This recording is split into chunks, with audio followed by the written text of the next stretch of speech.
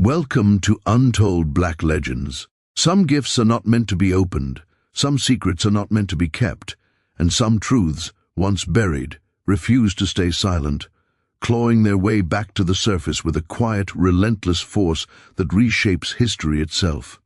December 1873. The air hung heavy and damp over the Mississippi River Delta, a shroud of mist clinging to the ancient cypress trees and winding bayous. In the wealthy plantation districts, where the scars of war were still fresh, but the illusion of grandeur persisted, a transaction took place. It was a transaction whispered about in hushed tones, a dark echo of a past that many claimed was dead, yet still clung. To the land like Spanish moss, two girls, twins barely 14 years old, their names and histories meticulously erased, were purchased at a private auction. They were not destined for labor in the fields, nor for domestic service in the grand house. No, their fate was far more sinister, wrapped in red velvet and presented as Christmas morning gifts for the Baron's two dissolute sons. What happened next? Tea was not a tale of supernatural intervention, nor a grand rebellion. It was a story woven from quiet observation, desperate courage, and an almost unbelievable act of defiance. What these two girls did in the spring of 1874 would not only unravel 3 families, but it would also expose a conspiracy of silence so deeply entrenched that it had become the very bedrock of the community. It would force an entire county to burn its records, relocate its courthouse, and collectively pretend a whole winter never happened. The Baron who bought them was never seen again, his legacy dissolving into rumor and speculation. His sons were found, yes, but what had been done to them, not physically, but to their very essence, was something no one could explain, something that defied the crude justice of the era. And the twins, they vanished, not into thin air, but into a network so vast, so meticulously hidden that even today historians refuse to discuss it on record, fearing the implications of its true reach.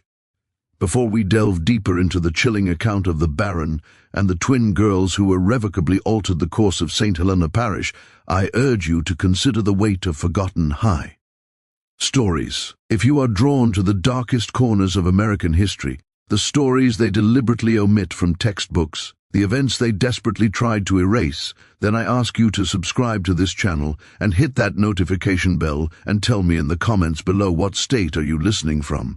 Because this story, though rooted in the Louisiana Delta, touches more places, more lives, than you might ever imagine. Now let us journey back to a time when the law was a malleable suggestion, when power was measured not just in acres of land, but in the lives that toiled upon it, and when 2 children, innocent and unknowing, were gift-wrapped like dolls, destined for a fate that would either break them or forge them into something unbreakable. The parish of St. Helena, Louisiana, in the winter of 1873, was a place suspended in a perpetual twilight, caught precariously between the brutal realities of a war recently concluded and the uncertain dawn of a new grudgingly accepted freedom. 8 years had passed since the cannons fell silent, since the Emancipation Proclamation had theoretically shattered the chains of bondage, yet reconstruction rather than healing had only deepened. The festering wounds of the South, twisting old injustices into new insidious forms. The grand plantations, monuments to a bygone era of cotton kings and human cattle, still stood. Their white columns, often chipped and peeling, gleamed defiantly in the weak winter sun, casting long skeletal shadows across fields that stretched to the horizon. But the labor that sustained them had changed, at least. On paper. The fields were now worked by men and women who were legally free, yes, but practically enslaved by a system of debt and fear. Sharecropping had replaced the auction block, but the chains were simply made of invisible contracts, exorbitant interest rates, and the constant threat of eviction rather than cold, hard iron. The illusion of freedom was a cruel mirage shimmering just out of each. Greensburg, the parish seat, was a small, dusty town, its population barely 800 souls, yet it was the nerve center of St. Helena. It housed the courthouse, a squat brick building with a perpetually leaking roof, the land office where every deed and mortgage was meticulously recorded and the only bank for 30 miles. Its vault, a silent testament to the wealth concentrated in a few powerful hands. Greensburg was a town built on paper, on records, deeds, contracts, mortgages, titles, and the occasional bill of sale for livestock or equipment. Everything was written down. Everything was filed. And in 1873, those records were more valuable than gold, for they determined who owned what, and more critically who owned whom, even if the language had shifted from slave to debtor or tenant. The power of the written word, even when twisted, was absolute. At the very apex of this fragile, simmering world sat a man, the locals, with a mixture of deference and disdain, simply called the Baron. His real name was Lucien Deo, though no one dared utter it in his presence without the honorific. He was not nobility by blood, not by any European standard, but he carried himself with an air of inherited superiority, as if the very land bowed to his will. Tall, with a shock of silver hair that seemed to catch the light even in dim rooms, and a voice like distant thunder rumbling across the delta. Deo was a force of nature.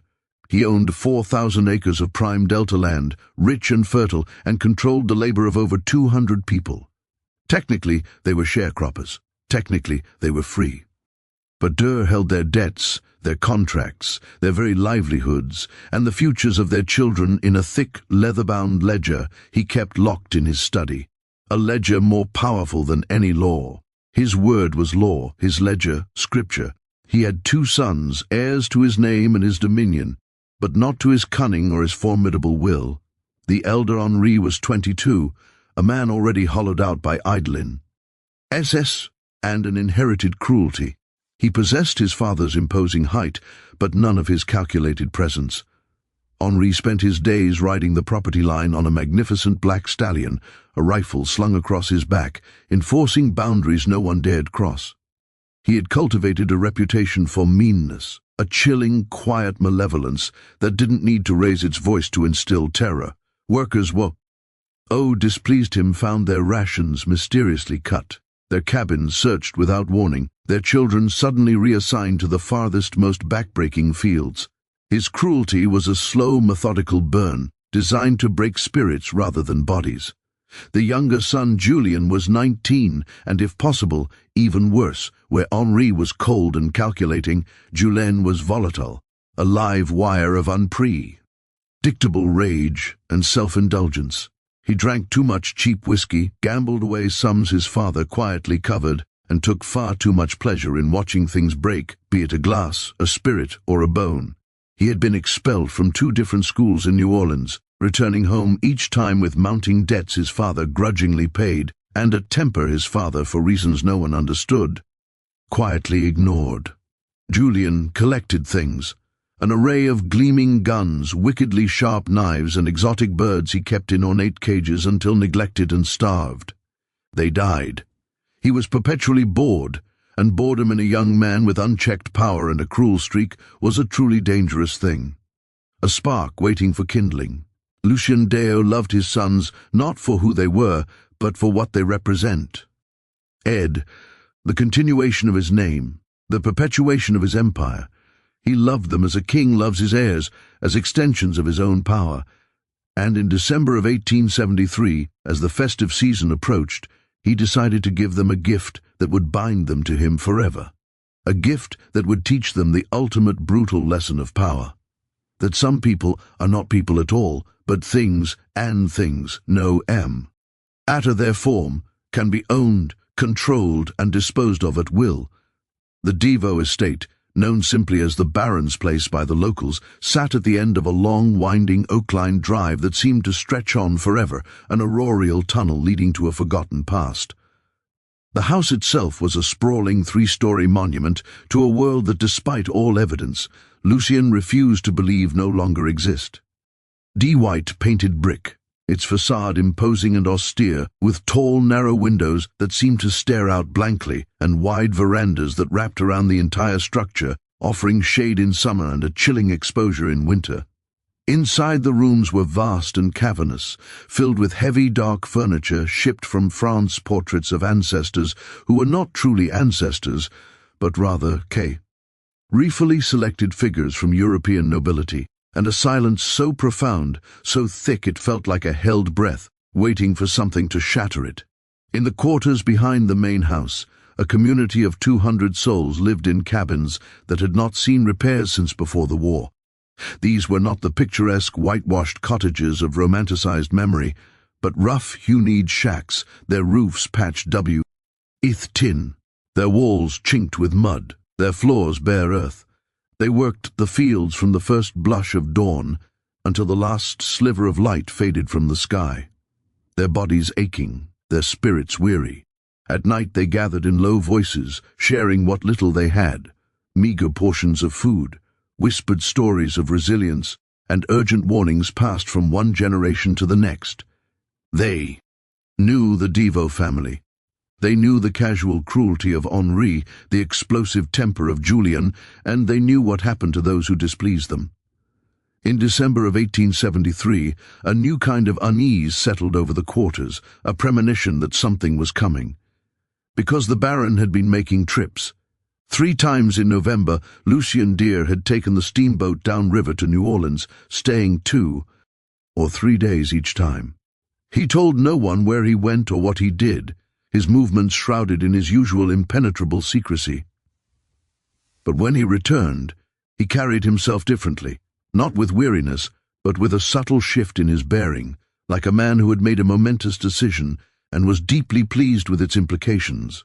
His sons noticed, exchanging uneasy glances. The workers noticed their eyes tracking his movements with a silent collective apprehension. And in a place like St. Helena Parish, where every gesture, every nuance, every secret trip held profound meaning, that kind of secrecy meant something ominous was brewing. On December 18, 1873, Lucien Deo made his final decisive trip to New Orleans. He returned on December 23rd, 2 days before Christmas, the air thick with antiche, passion and a biting chill. And he was not alone. The steamboat Crescent Belle, a paddle-wheeler whose ornate filigree belied its cargo of human and material goods, docked at the Greensburg landing just after sunset on December 23rd. The air was cold and damp, the kind of pervasive chill that seeped into one's bones and settled there, refusing to be dislodged. A thin, ghostly mist rose from the dark arling waters of the river, curling around the moss-covered pilings and drifting like a phantom across the rough, hoonied wooden planks of the dock. The few men unloading cargo, their breath pluming in the frigid air, worked with a frantic efficiency, eager to finish their arduous tasks and retreat to the meager warmth of their homes and hearths. Lucien Devo descended the gangplank alone, a solitary, imposing figure. He carried a worn leather satchel clutched in one hand, and his long black wool coat, tailored to perfection, seemed to absorb the fading light, making him appear less a man and more a moving shadow against the twilight. He offered a curtain nod to the dock workers, his gaze sweeping over them with an almost imperceptible disdain, but he did not speak. His silence was a command, a barrier. Behind him, emerging from the dimly lit passenger cabin, 2 figures materialized, hesitant and small, against the vastness of the river and the encroaching night. They were girls, twins, identical in every discernible way, their features mirroring each other with an unsettling precision. They wore plain grey dresses, thin and threadbare, utterly inadequate for the biting cold that permeated the air. Their heads were covered with dark, coarse shawls pulled low and tight, effectively obscuring their faces, rendering them anonymous. They carried nothing, no bags, no bundles, no small cherished belongings, nothing to suggest they had come from anywhere specific or were destined for any particular place. They moved in perfect, almost synchronized unison, stepping off the boat together, stopping together, waiting together like 2 halves of a single silent entity. One of the dock workers, a man named Tobias Hall, a grizzled veteran of the riverfront, later recounted to his wife Martha that the girls never once looked up. Their eyes remained fixed on the ground, their gazes averted, as if the very act of looking might invite further misfortune, and when the Baron, with a dismissive flick of his wrist, gestured for them to follow, they did so without a moment's hesitation, without a single question, like shadows obediently trailing a body. Tobias, a man who had witnessed countless arrivals and departures, felt a prickle of unease. There was something profoundly unsettling about their absolute stillness, their utter lack of protest. Devo led them to a covered wagon, its canvas, top-stained and weathered, which stood waiting at the end of the dock. The driver, a man named Cato, a stoic and taciturn individual who had worked the Devo stables for decades, climbed down from the driver's seat. His face, etched with years of sun and toil, betrayed no emotion as he opened the back flap of the wagon. The Baron gestured again, a silent command, and the twins, without a word, climb. Ed inside, disappearing into the dark interior. Cato, his movements practiced and efficient, closed the canvas flap, securing it tightly. With a creak of wheels and a soft thud of hooves on the muddy road, the wagon rolled away, swallowed by the gathering darkness and the swirling river mist. No one asked questions. No one ever did. Not when it concerned the Baron. To question was to invite trouble. And trouble in St. Helena Parish often arrived with a swift, brutal finality. But Tobias Holt, who had seen many things in his 43 years, the rise and fall of river fortunes, the quiet desperation of the newly free, the casual cruelty of the powerful, said later that he felt something profound that night, a coldness that had nothing to do with the biting weather, a sense that something profoundal. Why wrong? Something deeply unnatural had just arrived in St. Helena Parish, and that it would not leave quietly. Lie. It was a premonition, a shiver down his spine that lingered long after the wagon's rumbling faded into the night. The wagon took the river road, a narrow winding track that followed the serpentine course of the Mississippi, back to the DU estate. The journey, nearly an hour long, was arduous. The road was deeply rutted and uneven, a testament to years of neglect and heavy rains, and the wagon's wheels groaned and creaked with every jolt and turn, a mournful lament against the silence of the night. Inside the wagon, shrouded in darkness, the twins sat in perfect silence. Cato, who drove with his back to them, his senses attuned to the road and the horses, later swore that he never heard them speak. Not once. Not a whisper, not a sigh, not even the subtle shift of breathing. It was as if they had ceased to exist, becoming mere cargo, silent and inert. When the wagon finally rolled through the imposing wrought iron gates of the Deru estate, it was nearly 8. The house, a beacon of light in the surrounding darkness, was illuminated from within, every window glowing wide. The warm, inviting lamplight that belied the coldness within its walls. Henry and Julien, their figures silhouetted against the bright interior, were waiting on the front ver, smoking cigars, their faces illuminated by the flickering embers, their eyes fixed on the long dark drive. When they saw the wagon emerge from the gloom, they straightened, flicked their cigars into the damp dirt, and descended the wide stone steps, their footsteps echoing faintly. Lucy and Devo climbed down from the wagon, a triumphant smile playing on his lips, a rare display of genuine satisfaction. He looked at his sons, his gaze sweeping over them with proprietary pride. "Gentlemen," he said, his voice warm and resonant, filled with a chilling pleasure. "Your Christmas gifts have arrived." Henry's brow furrowed, wed almost imperceptibly, a flicker of something akin to unease crossing his usually impassive face. Julien, however, grinned, a wide, predatory smile that revealed too much. Cato, ever efficient, opened the back of the wagon, and the twins, moving with their characteristic, unsettling synchronicity, climbed out. For the first time, bathed in the bright, unforgiving light spilling from the house, the Deru's sons could see them clearly. They were undeniably young, 14, perhaps 15 years old, their bodies still slender, not yet fully formed. Their skin was a warm light brown, their hair dark and braided tightly against their scalps, meticulously neat. Their faces, now fully visible, were indeed identical. High, delicate cheekbones, full, unsmiling lips, and dark, fathomless eyes that reflect. Ted, the lamplight like polished obsidian, revealing nothing of the thoughts or emotions that lay beneath.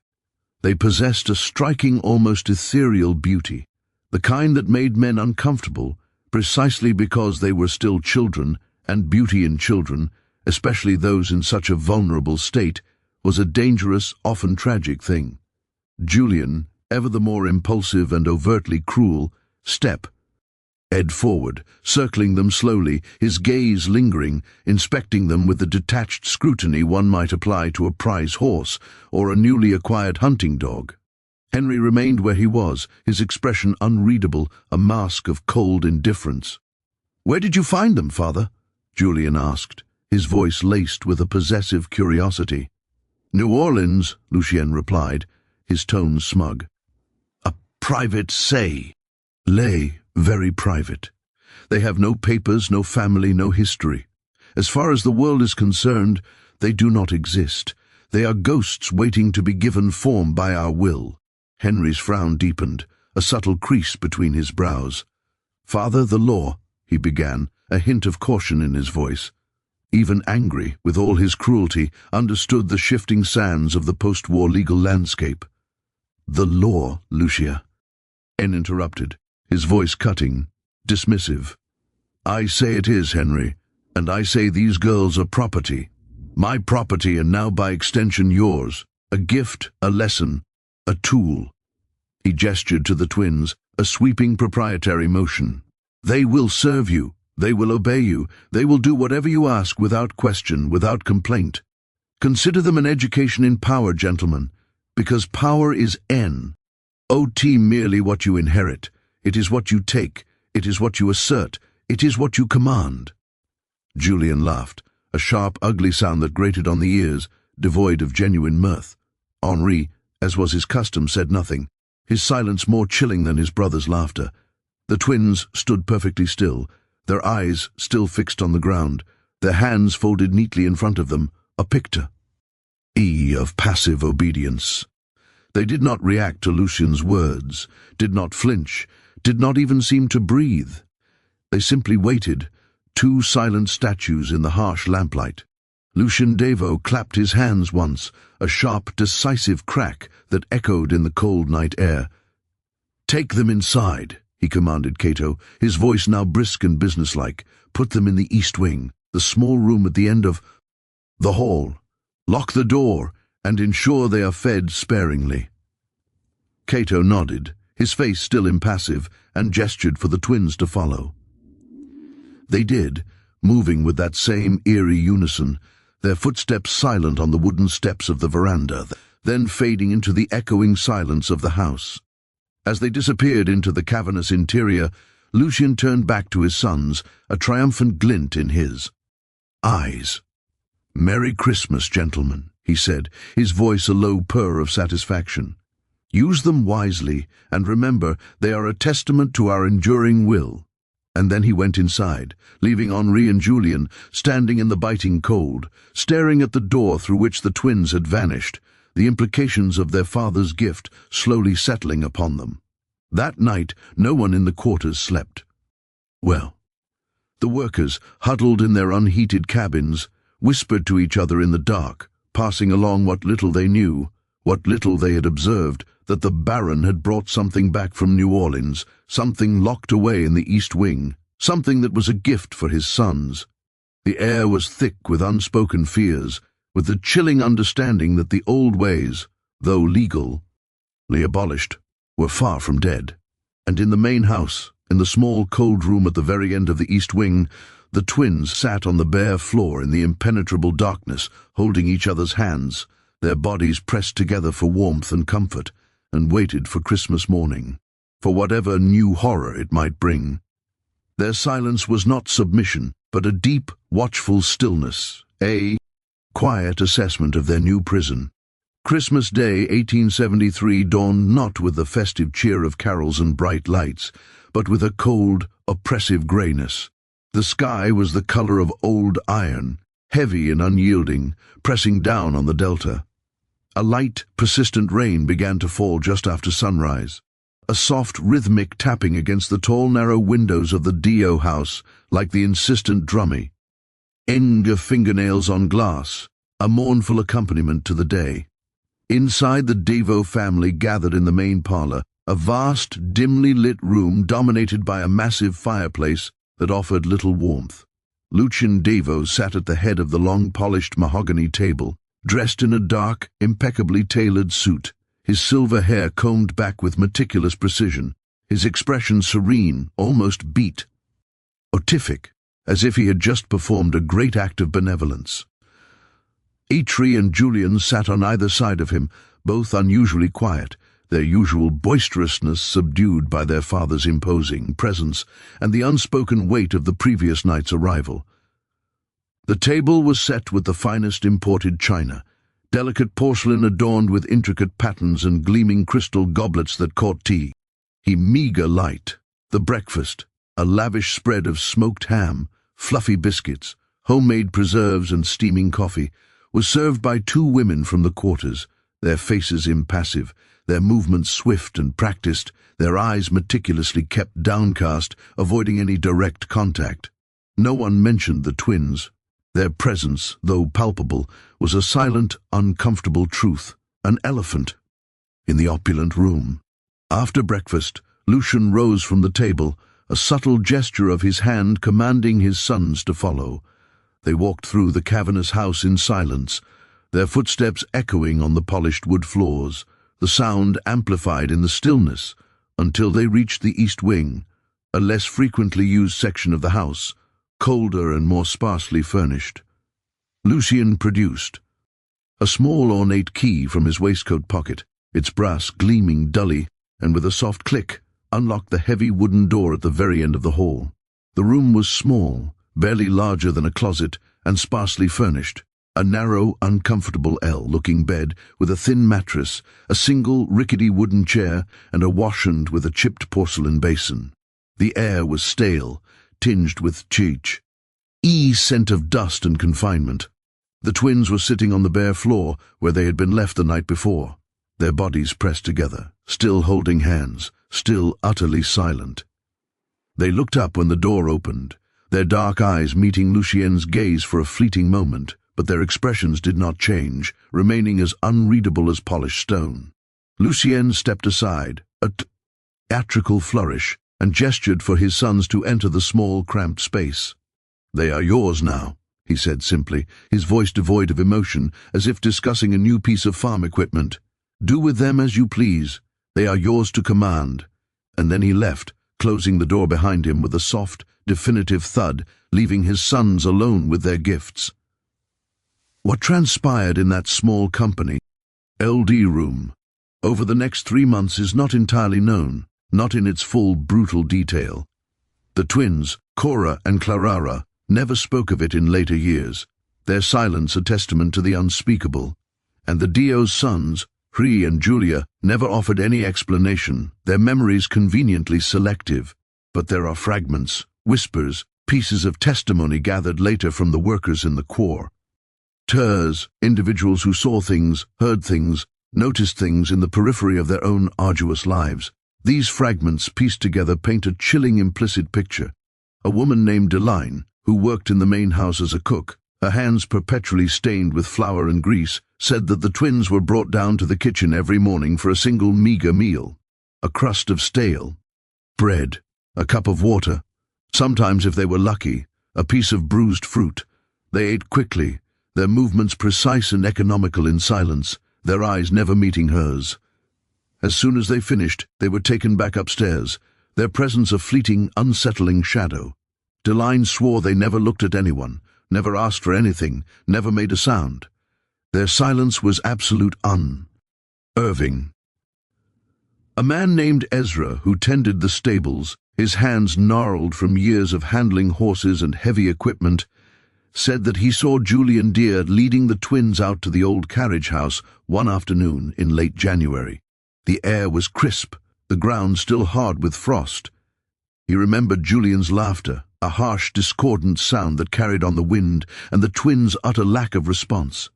Ezra said he heard sounds coming from the carriage house, sharp splintering sounds like wood breaking or something being struck. But he did not investigate. No one investigated. To investigate was to invite the Baron's wrath, and that was a price no one was willing to pay. He simply turned his back, pretending not to hear, not to see. A young girl named Bess, barely 12 years old, who worked in laundry, her small hands perpetually chapped from lye soap and cold water, said that she saw the twins once through a window. It was a rare moment of stillness in her day. She said they were standing in their small room facing each other, their hands clasped together and their lips were moving, a silent rhythmic motion. She said it looked like they were praying, a desperate, unheard supplication. But she could not discern the words. Their faces, even from a distance, seemed etched with an ancient sorrow. And a man named Samuel, who drove the Deeroo carriage, a sturdy, reliable man who had served the family for decades, said that in early March he was ordered to take Henri and the twins into Greensburg. The spring air was beginning to soften, carrying the scent of damp earth and budding agnolia. He remembered Hungry sitting in the carriage with them, his posture rigid, his gaze fixed straight ahead, while the twins sat perfectly still, their hands folded in their laps, their eyes downcast as if carved from wood. Samuel said that when they reached the town, Henri took them into the courthouse, the very same courthouse where land deeds and contracts were filed, where the fate of so many was decided on paper, and they were inside for nearly an hour. When they emerged, Henri was smiling, a thin, satisfied curl of his lips, and the twins, as always, were not. Their faces remained blank, unreadable. Samuel, a man of quiet observation, said he asked Henri what they had done in the courthouse, a rare moment of curiosity overcoming his usual discretion. Henri, with a dismissive wave of his hand, told him to mind his own business, his tone sharp and warning. But Samuel noticed something. When the twins climbed back into the carriage, one of them, he could not tell which for their resemblance, was uncanny, was holding a piece of paper. It was folded small, tucked discreetly into the sleeve of her plain grey dress, almost invisible, but he saw it, just for a fleeting moment, a lash of white against the drab fabric. He never saw it again. The paper, like so many other things in their lives, vanished into the shadows. By mid-March, the workers in the quarters were whispering about the twins, not because of what they had seen, for they had seen little, but because of what they had not seen. The twins had been at the Deeroo estate for 3 long silent months, and in all a time, no one had heard them speak, not a single word, not a cry of pain, not a sigh of despair, not even the softest sound of human utterance. Their silence was a profound, unsettling mystery. Some said they were mute, born without the gift of speech. Some said they were broken, their spirits crushed beyond repair. Some, the more superstitious among them, whispered that they were something else. Entirely, something unnatural, something touched by the spirits of the bayou. And then, on the night of March 19th, 1874, as the first fireflies began to dance in the humid air, everything changed. The long, silent vigil was about to break. The twins, Cora and Clara, had not been idle in their confinement. Their silence was not a sign of submission, but a shield, a carefully constructed facade behind which their minds, sharp and resilient, worked with a quiet, desperate intensity. Their mother, back in Virginia before the fire, had been a seamstress, but she had also possessed a fierce love for learning. She had taught her daughters to read and write, skills considered dangerous for their station, but skills that would ultimately become their salvation.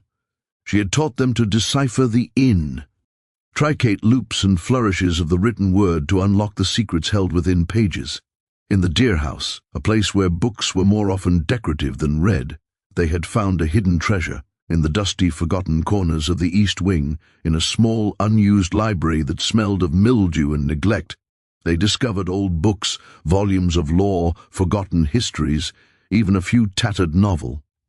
No one thought to lock them away, for who among the help would dare touch such things? And who among the Deer family would even notice? Late at night, long after the house had fallen silent, after the last lamp had been extinguished, Cora and Clara would slip from their room. They moved like ghosts, their bare feet silent on the cold floorboards, by the faint flickering light of a stolen key. NDL stub, or sometimes by the pale glow of the moon filtering through a grimy window. They would read.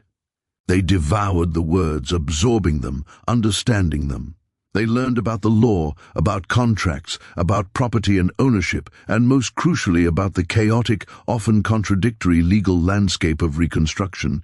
They learned that even in a system designed to oppress, there were loopholes, cracks in the facade if one knew where to look.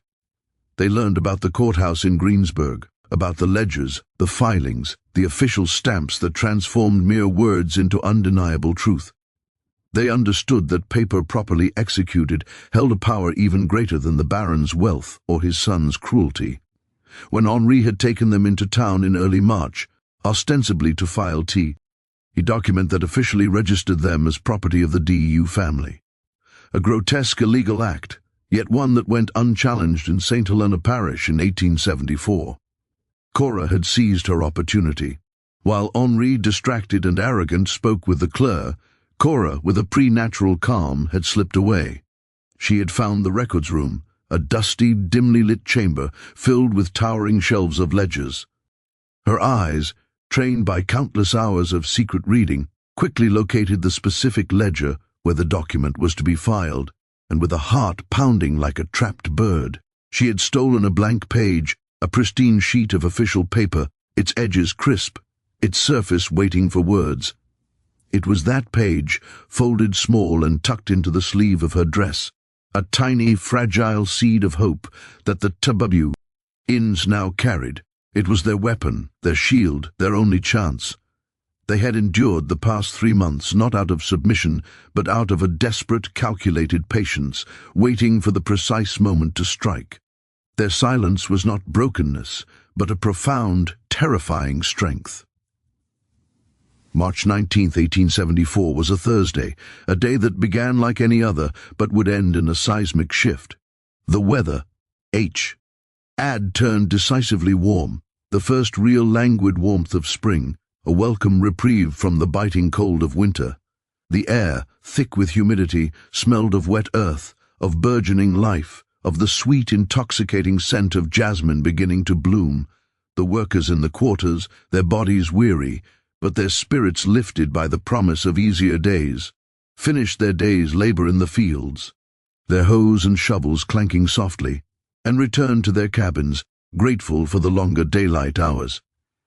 At the main house, the routine of power and privilege continued. Lucien Deo was in his study, a room heavy with the scent of old leather and cigar smoke, reviewing his ledgers by the soft glow of a single oil lamp, his brow furrowed in concentration. Trey was in the parlor, sprawled in a velvet armchair, idly flipping through a week-old newspaper, his attention elsewhere. Julian, ever restless, was in the stables, the air thick with the smell of hay and horseflesh, drinking cheap whiskey from a flask and meticulously cleaning his favorite rifle, its barrel gleaming ominously. The twins, Cora and Clara, were in their small, cold room, as they had been every night for 3 months. Air presence, a silent, almost forgotten fixture of the East Wing. At approximately 9, as the last vestiges of twilight faded into a moonless, star-dusted night, Deline the cook was walking back to her cabin in the quarters. Her day was done, her feet aching, her mind already anticipating the brief respite of sleep. As she passed the main house, her gaze, habitually scanning for any sign of or unusual activity, drifted towards the East Wing, and then she stopped, her breath catching in her throat, a sudden cold knot forming in her stomach. The East Wing window, the window of the twins' room, was open. This was profoundly unusual. Delphine remembered distinctly that the window had been nailed shut back in January after Julianne, in a fit of pique, had complained that the twins were staring out of it too much, their silent gazes unsettling him. Deline herself had seen the nails, long and thick, driven deep into the wooden frame, securing it with an almost brutal finality. But now the window was undeniably open, a dark rectangular void against the dimly lit wall, and the thin, grimy curtain was fluttering gently in the soft night breeze. A silent signal. Deline stood frozen. In the darkness, her heart beginning to pound a slow, heavy rhythm against her ribs, watching, waiting. And then she saw movement. A shadow impossibly quick and low passed across the open window, and then another, a mirror image. The twins were climbing out. Deline's first instinctive reaction was to cry out, to raise the alarm, to fulfill her unspoken duty to the Baron. But something stopped her. A powerful, almost primal force. Maybe it was the way the twins moved, silent, deliberate, purposeful, like creatures of the night. Maybe it was the memory of the sharp, splintering sounds she had heard coming from the carriage house weeks ago, sounds she had tried to forget. Maybe it was the simple, profound human understanding that some people, no matter their station, deserve to run, deserve a chance at escape. Or perhaps it was the chilling realization that their escape, however improbable, was a silent act of justice. She said nothing. She simply turned, her movements slow and deliberate, and walked back to her cabin, her gaze fixed straight ahead, her ears straining for any sound from the house. She did not look back, not once, fearing that to do so might break the fragile spell, betray the silent pact she had just made with her conscience. The twins dropped from the window onto the soft, damp ground below, landing with a practiced grace that spoke of careful preparation. They rolled, absorbing the impact, and came up running, their bare feet silent on the dew-kissed grass. They did not head for the main road, nor for the river, which offered a perilous escape. Instead, each eye ran toward the quarters, a cluster of dark, silent cabins nestled at the edge of the deer property. They moved through the darkness like wisps of smoke, slipping between cabins, their forms barely discernible against the deeper shadows. They avoided the few workers who were still outside, lingering by their cabin doors, enjoying the cool night air. They seemed to know exactly where they were going. Their path unerring, as if they had planned this moment, rehearsed it countless times in their minds, as if they had been waiting for this precise confluence of warmth, darkness, and opportunity. They stopped at a cabin near the very edge of the quarters, a small, humble structure that housed a woman named Iris and her 3 young children. Iris was a widow. Her husband, a quiet, hard-working man, had died 2 years prior in a tragic accident involving a runaway plow and a spooked horse. She worked the fields from dawn till dusk, her back bent, her hands calloused, and kept mostly to herself, her grief a silent companion. The other workers respected her for her quiet strength, her unwavering resilience in the face of relentless hardship. The twins approached the cabin door. "They're here."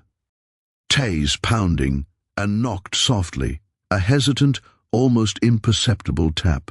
Iris opened it, her face etched with weariness, her eyes still heavy with sleep. She saw them standing there in the pale moonlight, 2 identical figures, their faces stark and serious, and she froze, a gasp catching in her throat. Her first thought was that they were ghosts or perhaps a dream. "Please," one of the twins said, her voice a soft, hoarse whisper, barely audible above the chirping of crickets. It was the first word anyone had heard either of them speak in 3 months, a sound so fragile it seemed it might shatter. Her voice was rough as if unused, a rusty hinge creaking open.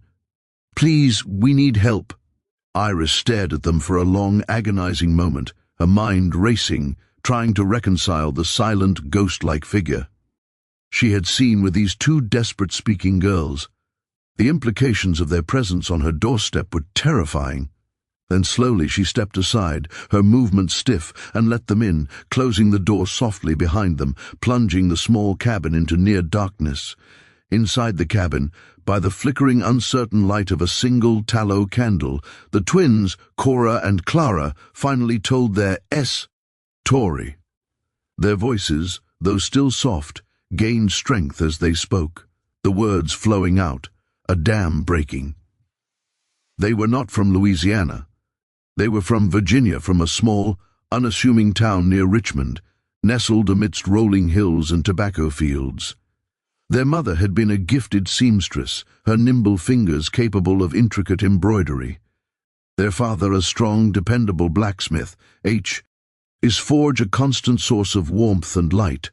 They had lived a quiet life, a good life filled with the simple rhythms of work and family until tragedy struck in the summer of 1872.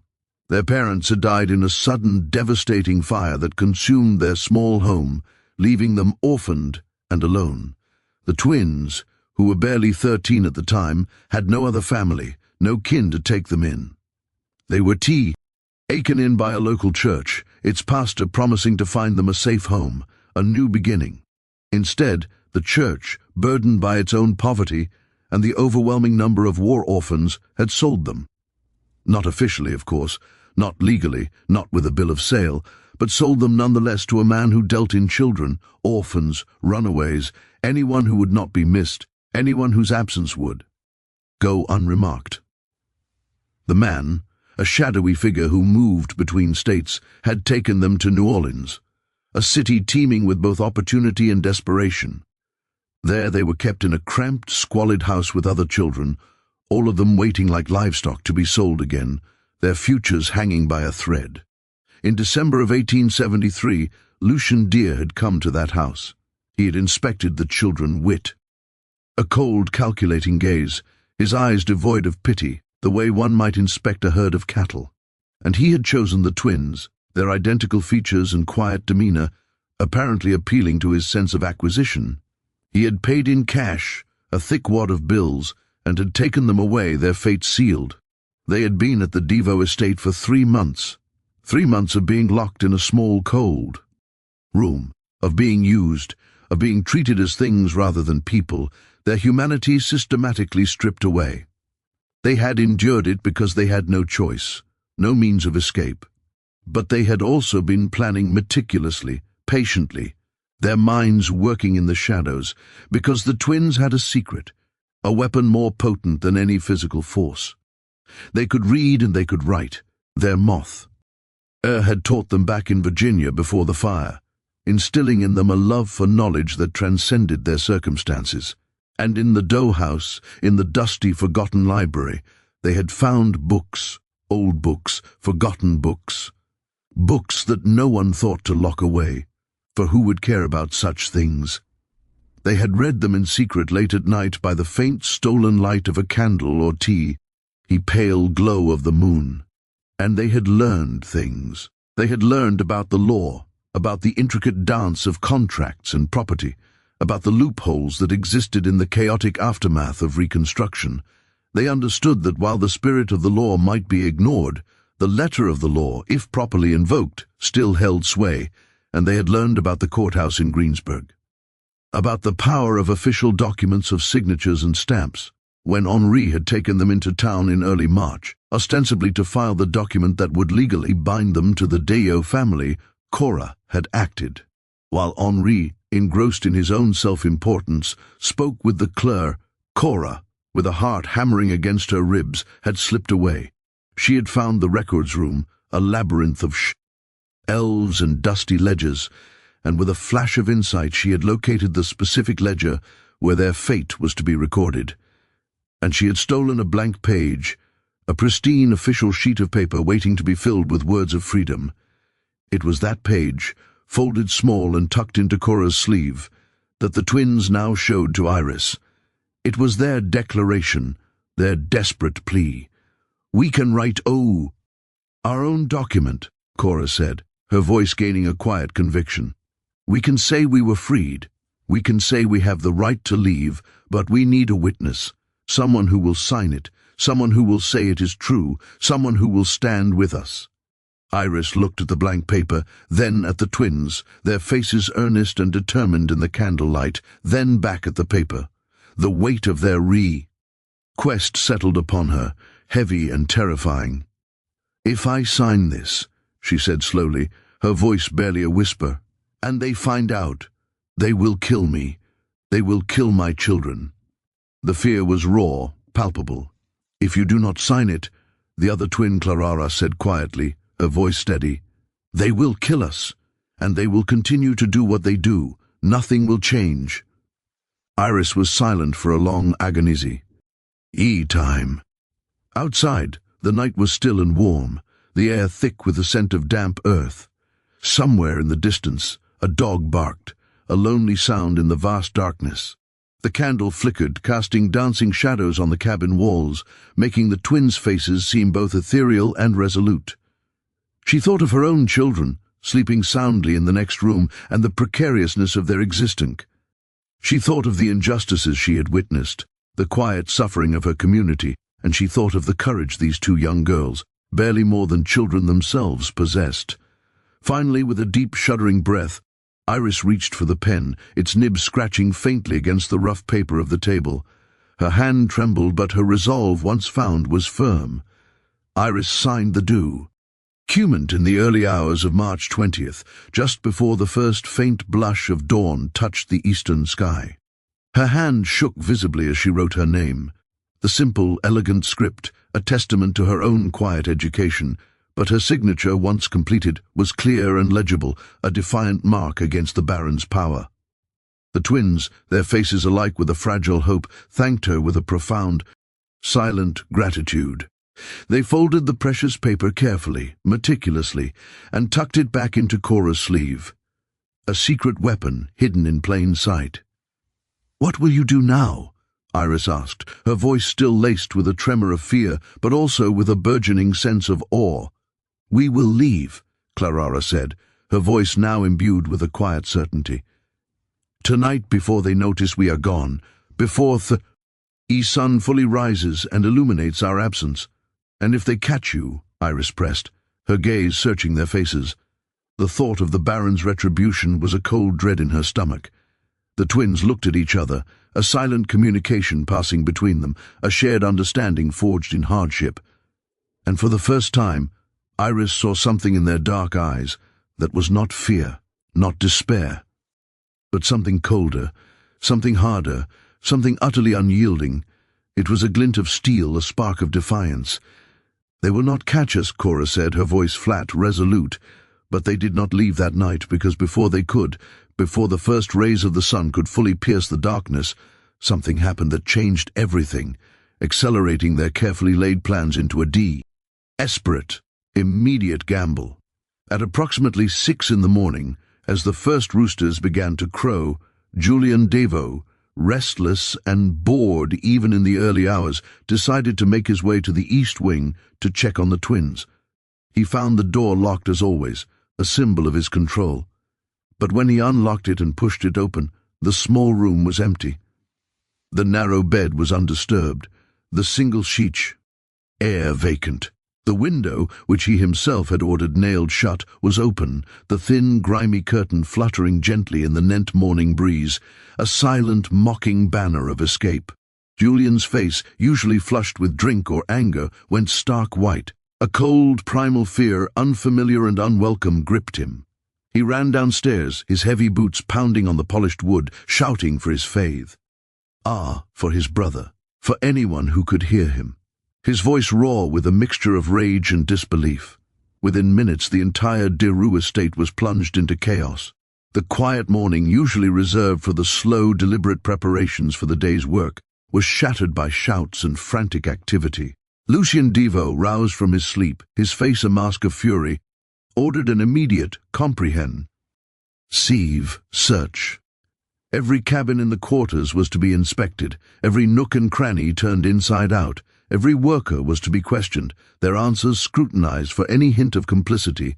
The twins were to be found, and they were to be brought back, no matter the cost, no matter what it took. His authority, his very image of control, had been challenged, and that was an unforgivable offense. Henri, ever the dutiful, if cruel son, took a group of armed men and began systematically searching the vast fields, his eyes narrowed, his rifle held ready.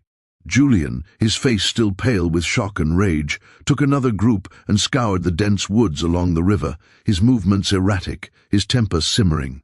Lucien himself, his silver hair disheveled, his eyes blazing, went directly to the quarters, moving from cabin to cabin, his presence a terrifying storm, demanding answers, his voice booming with barely contained wrath. The workers, roused from their sleep, stood silently, their faces impassive, their eyes carefully blank. They had seen nothing, heard nothing, knew nothing. Their collective ignorance was a shield, a silent act of resistance. Lucien's face grew darker with each denial, each blank stare, but he did not press them, not yet. He knew the futility of brute force against a wall of silence, but his patience was wearing thin. By midday the search had expanded beyond the Devo property, radiating outwards like ripples in a pond. Riders were dispatched to neighboring plantations, to the small town of Greensburg, to the bustling river docks. A detailed description of the twins was circulated. Identical girls 14 or 15 years old, light brown skin, dark hair braided tightly, wearing plain grey dresses, but no one had seen them. The delta, vast and unforgiving, seemed to have swallowed them whole. By evening, as the sun dipped below the horizon, casting long, ominous shadows, Lucien Dever was beyond furious. He gathered his sons in his study, the air thick with tension, and slammed the heavy oak door shut. The workers standing outside in the yard, their ears straining, could hear his voice, a low, guttural roar, though they could not make out the specific words. The sound was enough. It spoke of a man pushed to the brink. And then, just after sunset, as the first stars began to prick the darkening sky, something happened that no one, not even Lucien Devo, in his wildest imaginings, expected. The twins walked out of the quarters. They walked calmly, deliberately, side by side, their hands folded neatly in front of them, their faces composed, almost serene. They walked across the dusty yard, past the stables where the horses whinnied nervously, past the old carriage house, and stopped directly in front of the main house, their small figures silhouetted against the lamplit veranda. Their return was not a surrender, but a calculated, audacious challenge. Lucien Deo, who had been pacing the ver like a caged tiger, stopped dead, staring at them in utter disbelief. His mouth opened, then closed, then opened again, no words coming out. "Where have you been?" he finally demanded, his voice with a mixture of rage and shock. The question was less about their physical location and more about the audacity of their return. Cora, her movement slow and deliberate, reached into her sleeve and pulled out the folded document. It was the blank page now filled with precise, elegant script signed and witnessed. She held it up, extending it towards Lucien so that he could see it clearly in the fading light. "We have been freed," she said, her voice calm, steady, without a trace of fear. A stark contrast to the trembling whisper Iris had heard hours earlier. "This document says so. It is signed and witnessed. We are no longer your property. Baron Devo." Lucien descended the steps slowly, his eyes fixed on the paper, his mind struggling to comprehend what he was seeing, what he was hearing. He took the document from Cora's outstretched hand, his fingers brushing hers, and unfolded it with a jerky, almost violent motion. His eyes scanned the words, his brow furrowing deeper with each line. For a long, agonizing moment, he said nothing, the silence punctuated only by the chirping of crickets and the distant croaking of frogs from the bayou. Then a sound escaped his lips. It began as a low chuckle, then escalated into a harsh, bitter laugh devoid of any genuine amusement. It was a cold, chilling sound, and it made the workers who were watching from the shadows of the quarters shiver, a collective ripple of unease passing through them. "This," Lucien said, holding up the paper, his hand trembling slightly, "is forgery, a clumsy, pathetic forgery. Do you really think this will save you? Do why? Who truly believe such a crude deception will stand against my word?" "It is not a forgery," Clara said, her voice equally calm, equally resolute. "It is a legal document. It was filed in the courthouse in Greensburg. It is on record. It is official." Lucien's mocking smile vanished, replaced by a look of stunned disbelief, then dawning horror. "What?" he whispered, the single word sharp disbelieving. "We filed it this morning," Cora explained, her voice precise, almost pedagogical. "Before you woke up, before you knew we were gone. It is in the ledger now. It is official. It is the law." Lucien's face, which had been pale with shock, now flushed a deep, angry red.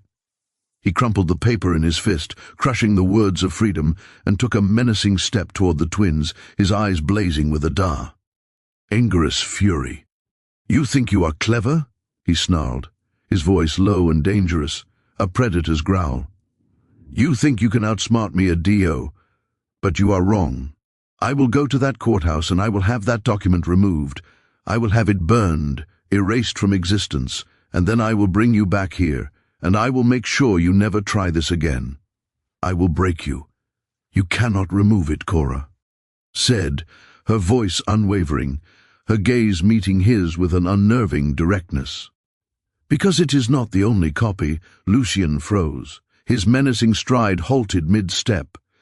The air crackled with a sudden profound tension. "We made 3 copies, Clara elaborated, her voice a soft, chilling echo of her sister's. "One is in the courthouse, officially filed. One is with a witness who will testify on our behalf. A person of good standing in this community. And one is hidden where you will never find it. A safeguard.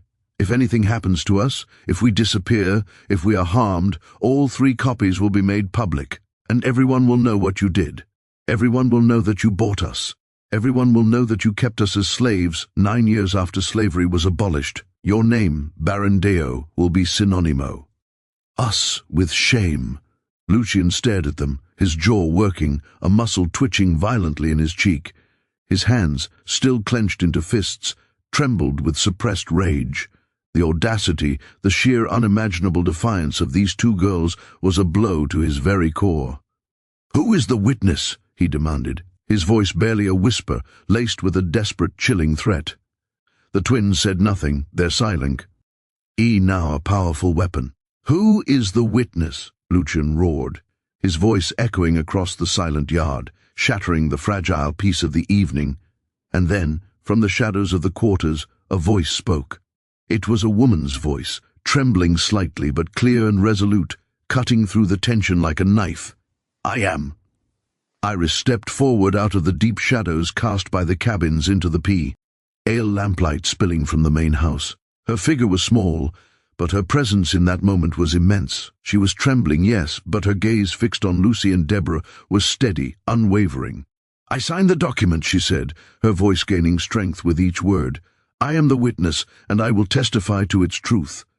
Lucien turned to her, his eyes blazing with a renewed, terrifying fury. For a moment the workers watching from the quarters thought he might strike her, might unleash his full, unbridled wrath upon this brave, defiant woman. But he did not. Instead, a slow, chilling smile spread across his face, that same cold, bitter smile that had sent shivers down Tobias Holt's spine. "Then you will hang with them," he said, his voice a low, venomous promise. "All of you, you will pay for this insolence.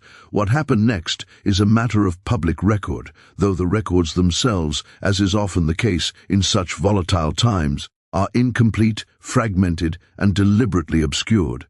The official narratives often omit the inconvenient truths, the uncomfortable details that challenge the established order."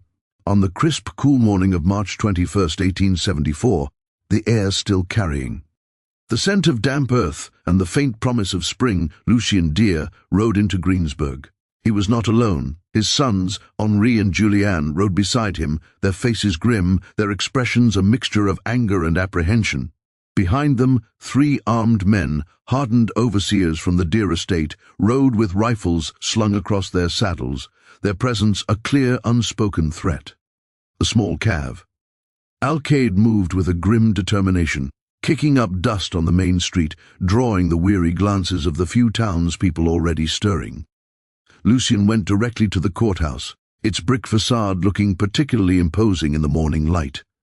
He strode inside, his heavy boots echoing on the wooden floor, his presence filling the quiet space with an almost palpable menace. He demanded to see the ledger where property documents were filed, his voice booming, echoing off the high ceilings.